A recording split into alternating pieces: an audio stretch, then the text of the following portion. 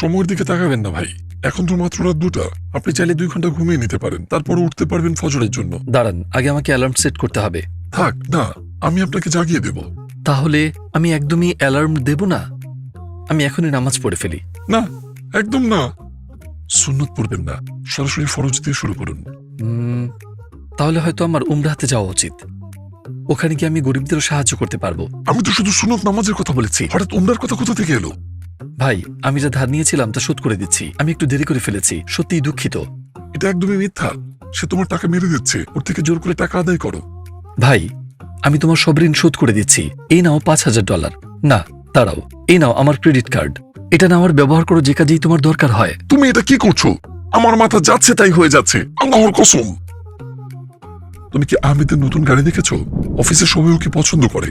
আর তুমি কি একজন ব্যর্থ মানুষ? তুমি কেন ওকে হারিয়ে দিচ্ছ না?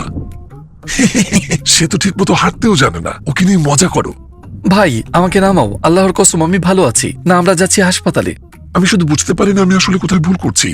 দর্শক, আপনারা যে ভিডিওটি দেখলেন, এটা যদিও একটি অভিনয়, কিন্তু শয়তান মানুষদেরকে মূলত এভাবেই ধোঁকা দিয়ে থাকে, এভাবেই তার অন্তরে কুমন্ত্রণা দিয়ে থাকে, বিভিন্নভাবে তাকে খারাপ পথে নিয়ে যাওয়ার প্রয়াস চালায়। সে প্রচেষ্টা করতে থাকে যেন মুমিন মুসলমান ভালো কাজ করতে না পারে, তাকে ভালো কাজে বাধা প্রদান করে এবং খারাপ কাজে তাকে উৎসাহ প্রদান করে। তো শয়তানের কাজ হলো মানুষদেরকে কুপথে নিয়ে যাওয়া, বেপথে নিয়ে যাওয়া।